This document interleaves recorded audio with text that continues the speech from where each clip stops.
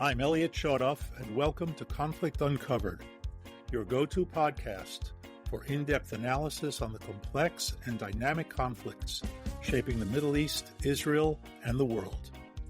Join us as we delve into the latest developments, historical contexts, and the geopolitical forces at play. We bring you the insights you need to understand the issues that matter most. Stay informed, stay engaged, and uncover the truths behind the headlines. Hi, and welcome to Conflict Uncovered. I'm Elliot Chodoff, and with me is Zev Uslan. And as promised in our previous conversation, today we're going to talk about the war with Iran, how it started and when. Don, welcome. Good to see you again. Thank you, Elliot, from Jerusalem. We're looking forward to this conversation. So, go. The war. When, what, and why? You know, we keep on going into the bomb shelters here, and family and friends in the United States ask these questions fairly. When is this going to be over? Why is this happening? How are you guys doing? We don't understand. And so, Elliot, today, let's help them understand. Okay. History, how we got here, what this is about, at least the broad overview. Because my impression is that people in the States get a biased view, but also a segment of the view. And here, we're living the entire darn thing. Absolutely. So let's start with terminology. The war with Iran did not start a little over 3 weeks ago, 4 weeks ago now. Just as there was no 12-day war back a number of months back. The war with Iran, between Iran and Israel, and between Iran and the United States, and I want to emphasize those two because neither Israel nor the United States started this war at the end of February of this year. We have to go back to 1979, to the rise of the Islamic Republic, the revolution that overthrew the Shah. Maybe a few words about the Shah and his regime. It was not a Western liberal democracy by any means. However, with all of its warts, and it had many, and it had a brutal side to it in terms of maintaining its power, it was secular, Western-oriented, and it had the elements that could have, perhaps, permitted an evolution into something more open. Now, no guarantees on that. You know, history is what was, not what might have been. For a variety of reasons, including a disinterested United States administration under Jimmy Carter, there was a revolution that overthrew the Shah.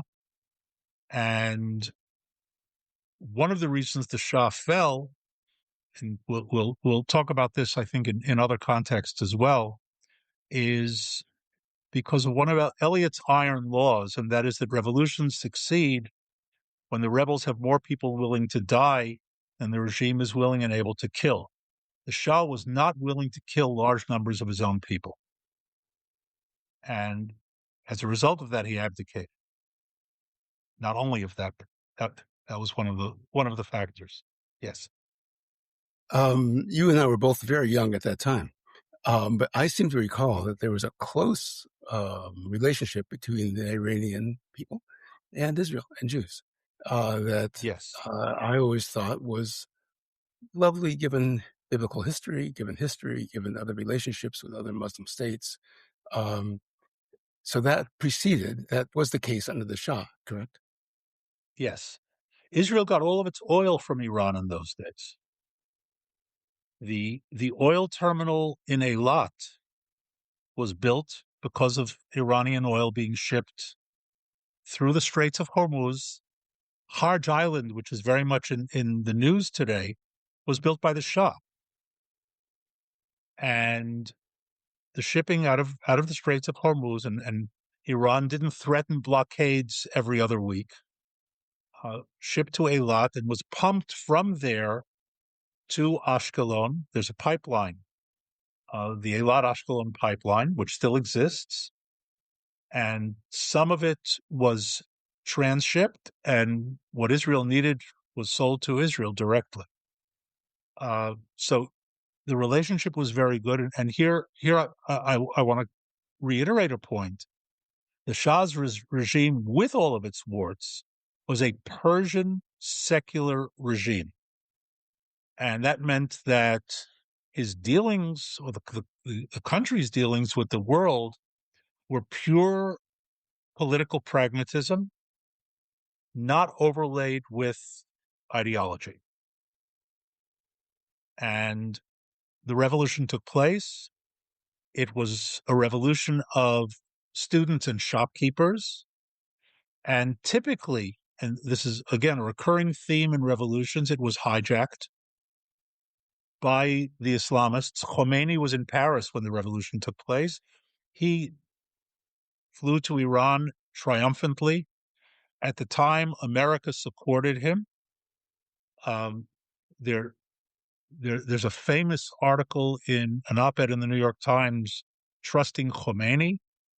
Andrew Young, who was then the American ambassador to the UN, stated publicly, Khomeini is not a problem. He's liberal. He's open-minded, which echoed the New York Times op-ed. He's an Islamic scholar, and he's not a threat.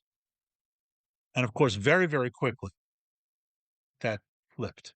Did we not know? Did we not, we, collectively West, not know? Did we not want to know? Or was he good at obfuscating what he was and who he was?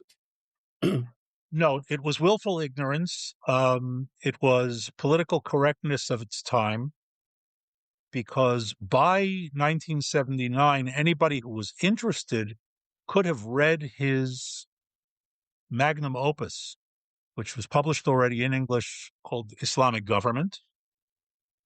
And a thread runs through it that is viciously anti-West and anti-Semitic. Now, it's interesting that you raise it, because there was a lot of willful ignorance at the time, and some of which still exists until today. And you see it in many of the, well, Iran never did anything to us arguments. They're really the liberals, and we're the fascist aggressors. I'm talking about America and Israel. To really understand that, we have to dive deeper, and I think we'll do that in another conversation. But Khomeini was a follower and disciple of Sayyid Qutb, who was the ideologue of the Muslim Brotherhood. And so Khomeiniism, and I'm going to call it that, Khomeiniism, is an outgrowth ideologically of Sayyid Qutb Muslim Brotherhood thinking, which is also viciously anti-West and viciously anti-Semitic. Not necessarily in that order. Already in 1979, they attacked the U.S. Embassy. They took hostages, which they held for 444 days. Now, let's be clear. The conquest of an embassy by a mob and holding its people hostage for over a year is an act of war. So this is not something that starts, because of American policies over the decades. This was immediate. And he said it outright. And the death to America, death to Israel chanting goes back to 1979. We have a hard time in the West understanding ideological style warfare, because most wars since, let's say, 1648, the Treaty of Westphalia that ended the 30 Years' War, most wars in the West, with a few exceptions, World War II and Nazism is one of them, big war, but still, most of them are pure realpolitik. In other words, World War I was not about ideology, it was about power. The Franco-Prussian War was about power. The Napoleonic Wars were about power. The American Civil War was about political position, but it wasn't ideological. And as a result, when they ended. Now, hatreds continued and that sort of thing, but it allowed for all sorts of shifting. Remember the British and Prussians defeated the French in the Napoleonic Wars, and 100 years later, it was the French and the British fighting the Germans. If we go back to there were ideological wars in the West. The 30 Years' War that ended at Westphalia was not only, but was driven by the animosity and the enmity between Catholics and Protestants. There were religious elements to it. The Crusades were ideological in the sense that Islam and Christianity of that period, maybe still in this period, but certainly in that period, were irreconcilable. And you had 200 years of war that would have continued if the Europeans had the power to go back after 1291. So those things existed, but they were much less typical. And again, we're talking about going back a long time. World War II, again, was an exception, but World War II was relatively compact when you think about it. It was 6 years, but it was relatively compact. In other words, it started in 1939, and it was fought through to 1945, and it ended. And with it, Nazi Germany and Imperial Japan, which also had sort of an ideological element to it, but not like Nazi Germany, was defeated, and that was the end of that story, so to speak. What we have here is a more typical ideological long-term war. In other words, just because there are periods of non-violent or relatively low-violent military conflict doesn't mean there was no war going on. And some of it by proxy, some of it blithely ignored by the West because it's by proxy, or simply because of inconvenience. So after we have the embassy takeover in 1979, the Iranians establish Hezbollah in Lebanon. And here we'll talk about Hezbollah in detail at another time. No, but Hezbollah is not a proxy of Iran. The historical relevance and timing is something that most of us don't really understand. So I was surprised. Okay. It started because of that. Right. Hezbollah starts organizationally in 1980, 1981. Most of the superficial reports will place Hezbollah's origins after the Israeli invasion of Lebanon in June 1982. That's simply false. Simply false. Now, the Iranians took advantage of it, and they were able to train Hezbollah on the Baqa during the summer of 82.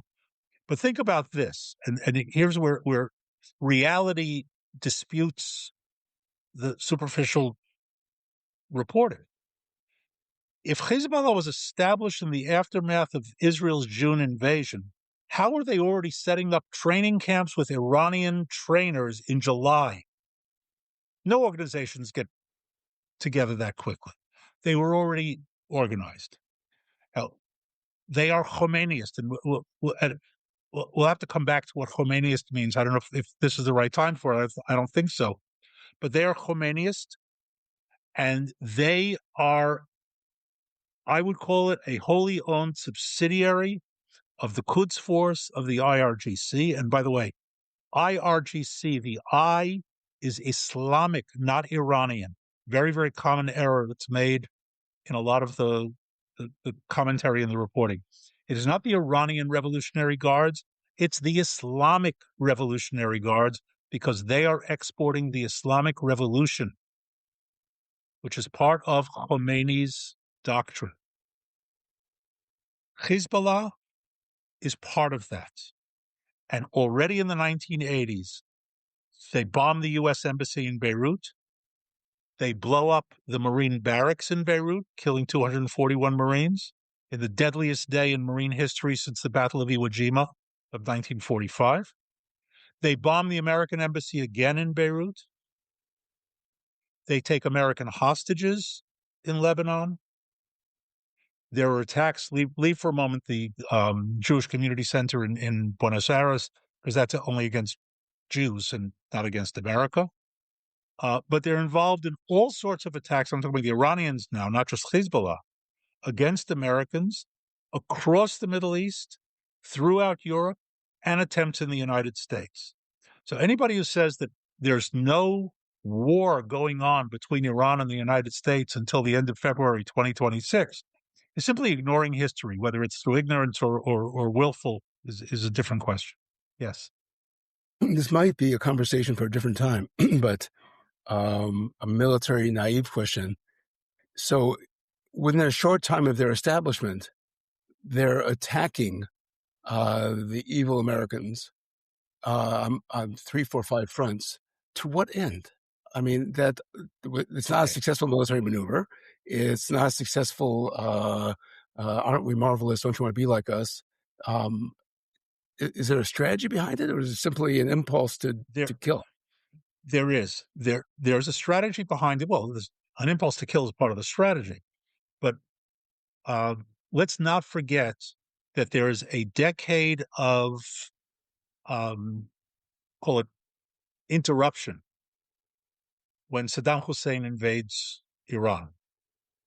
Okay, the Iran-Iraq war, which is ultimately inconclusive. I mean, it's an Iranian victory insofar as the invasion is ultimately defeated, but it's inconclusive in the sense that it leaves both countries intact until America overthrows Saddam. Well, first of all, there's the Gulf War of 91, in which Saddam is beaten back, and then the overthrow of 2003.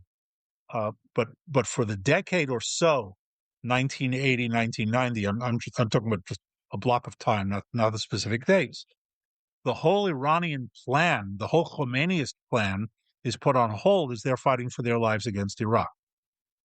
And now they have to start again in the 1990s. So their whole business is off by a decade. But those initial attacks that you talked about in Beirut, right, was during the war, but that was Hezbollah. In other words, here, but Iran Iran, they're behind it. And this, by the way, this teaches us something else about Iran. Even when they're fighting for their lives against Iraq, they're still using their proxies and agents against the West and against Israel. Because Hezbollah in those days has nothing to contribute to Iranian defense. That will change over the decades.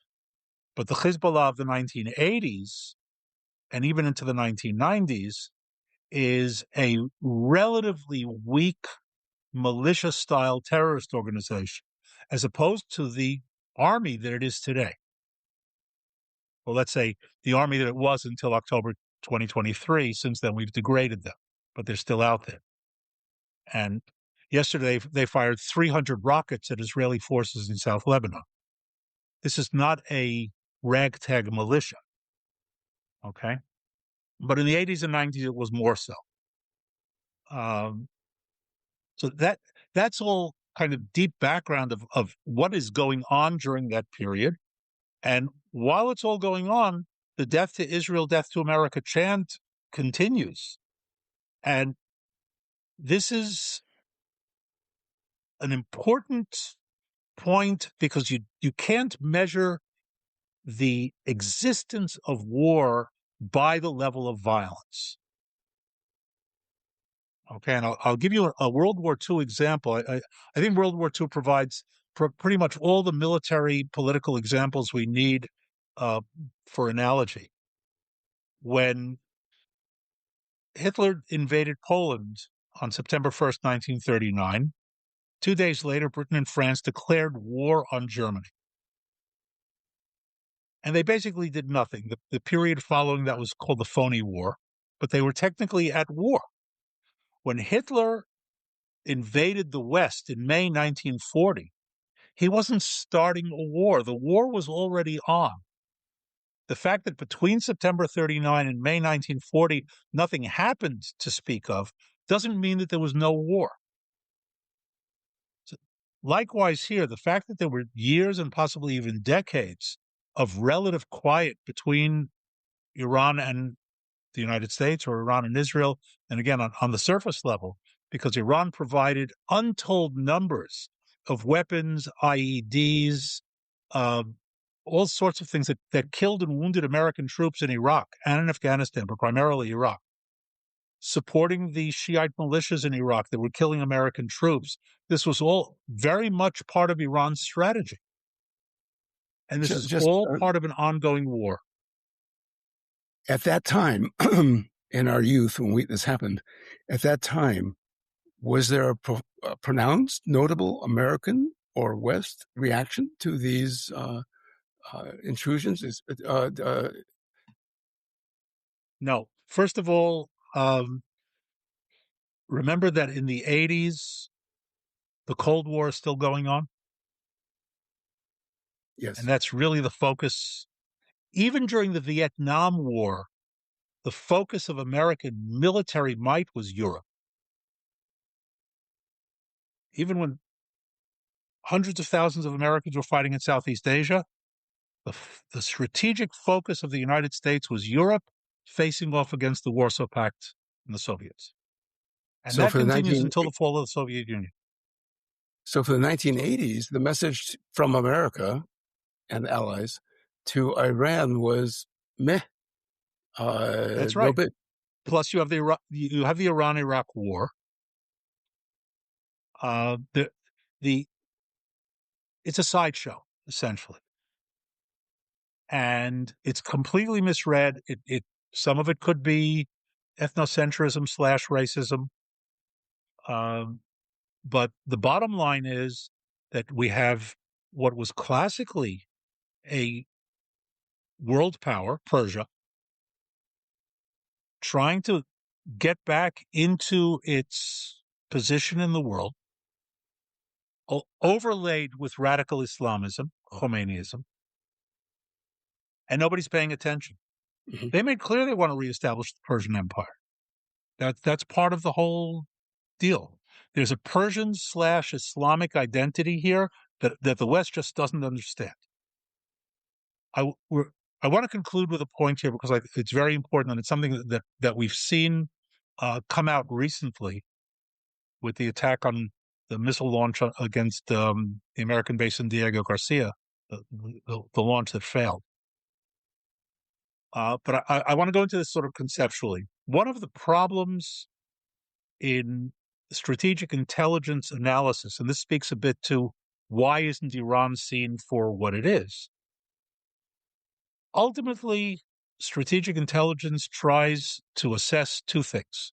I'm oversimplifying, but for good purpose. One is capabilities, and the other is intentions. And historically, professionally, it's always easier to assess capabilities than intentions.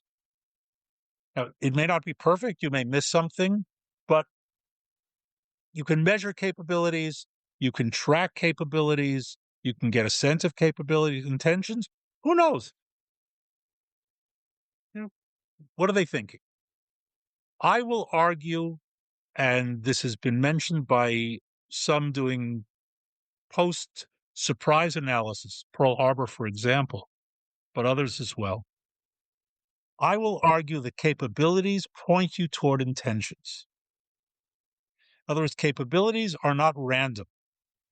The Japanese did not develop a fleet of aircraft carriers to maintain their power on their shores. An aircraft carrier is a projection of force, and a fleet of them is a massive projection of force. The Germans didn't create panzer divisions to stay in Germany. Okay, so the intentions are built into the capabilities. It may not give you a timetable, it may not give you precision, but it gives you an idea. When the Iranians are building ballistic missiles that have a 4,000-kilometer range, which we know they have already, and they denied it, when we know they were working on a missile that can reach the United States of America, we know that it's meant to carry a nuclear warhead. What do you think they're thinking? And that's really the indicator to say, well, all right, so they're building it, but they don't really mean it. By the way, that was one of the errors that Israel made against Hezbollah before 2006. All right, so they have tens of thousands of rockets, but they're not going to use them. Okay. Hamas is building up these assault forces and practicing how to take over kibbutzim and moshavim in the south, but it's not because they want to do it. Capabilities inform you of intentions. And the Iranian intentions were clear by the capabilities they were developing, and that includes attacking the United States of America. Thank you. I mean, this is a lot to chew on, a lot to think on, and lots of memories during our youth of this timer coming back to be included in future conversations. Thank you, Elliot. Always a pleasure. I'm looking forward to it. I think next time, unless we're preempted by some precipitous events here, we'll pick up and run fast forward into the last couple of years and the last month to sort of narrow the timeline of why things happen as they happened and when they did. Thank you. Don, thanks for joining, and I'm looking forward to our next one. We shall do this. Thank you.